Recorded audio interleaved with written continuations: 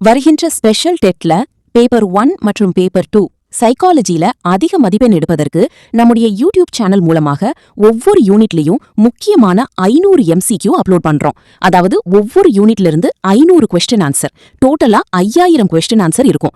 இது மிக மிக முக்கியமான வினாவிடைகள். இதை மட்டும் பார்த்தாலே நீங்க சைக்காலஜில 30க்கு 25க்கு மேல மதிப்பெண் வாங்க முடியும். இந்த வீடியோல டெட் பேப்பர் 2 யூனிட் 1 குழந்தை வளர்ச்சி மற்றும் முன்னேற்றத்திலிருந்து முக்கியமான 30 வினாவிடைகளை பார்க்கலாம்.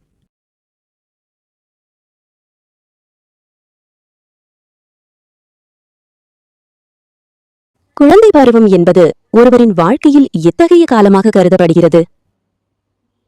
வளர்ச்சிக்கான அடித்தள காலம். வளர்ச்சியின் செயல்முறை குறித்த சரியான கூற்றை தேர்ந்தெடுக்கவும்.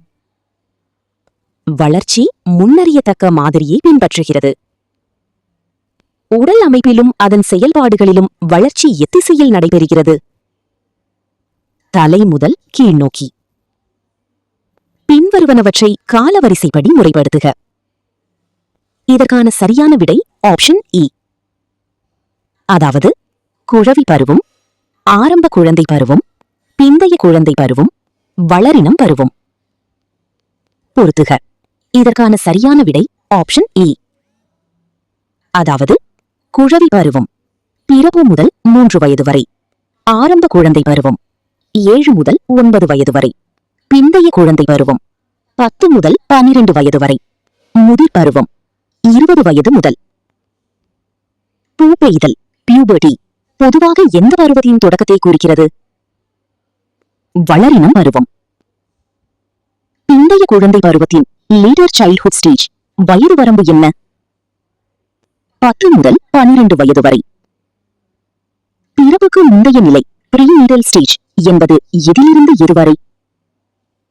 கருவுறுதல் முதல் பிறப்பு வரை. கூற்று இ. வளர்ச்சி கருவிலிருந்து கல்லறை வரை womb to tomb தொடர்கிறது. காரணம் ஆர்.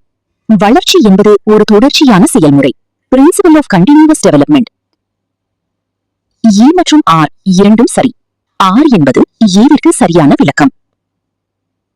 வளர்ச்சியின் வேகம் ரேட் ஆஃப் டெவலப்மெண்ட் குறித்து கீழ்கண்டவற்றுள் எது சரியானது? வளர்ச்சி சில நேரங்களில் வேகமாகவும் மெதுவாகவும் இருக்கும். இடைவெளிகளுடன் கூடிய வளர்ச்சி ஃபிட்ஸ் அண்ட் ஸ்டார்ட்ஸ் எதனை விளக்குகிறது? வளர்ச்சியின் வேகம் ஒரே மாதிரியாக இருப்பதில்லை. மனித வளர்ச்சியில் வேகமான வளர்ச்சி ரேபிட் growth மீண்டும் எப்போது ஏற்படுகிறது? பருவமுதிர்ச்சி தொடங்கும் வேளையில். வளர்ச்சியானது வாழ்க்கையின் ஆரம்ப ஆண்டுகளில் எவ்வாறு அமைகிறது? மிக வேகமாக. எல்லா குழந்தைகளும் ஒரே அளவில் ஒரே வேகத்தில் வளர்வது இல்லை.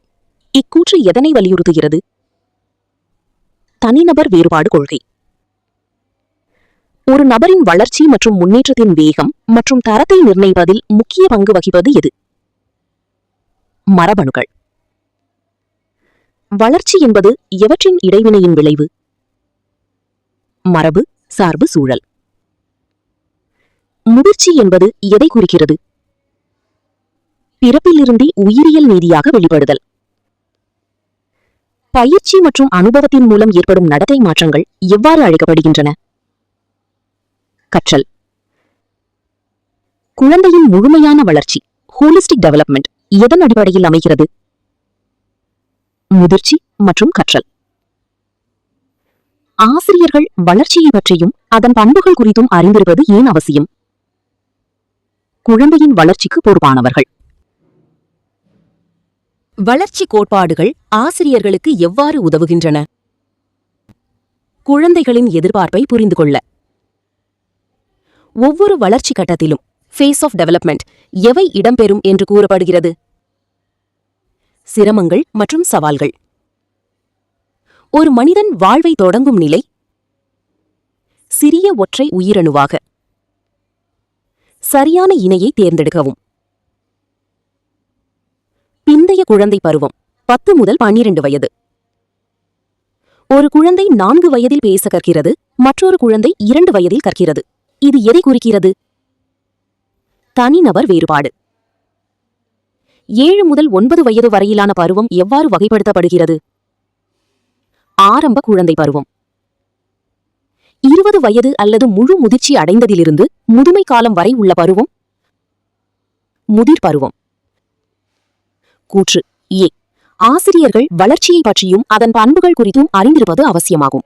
காரணம் ஆர். பள்ளியின் நிர்வாக பணிகளை செய்வதே ஆசிரியரின் முதன்மை பணியாகும். ஏ சரி, ஆர் தவறு. கூற்று ஏ.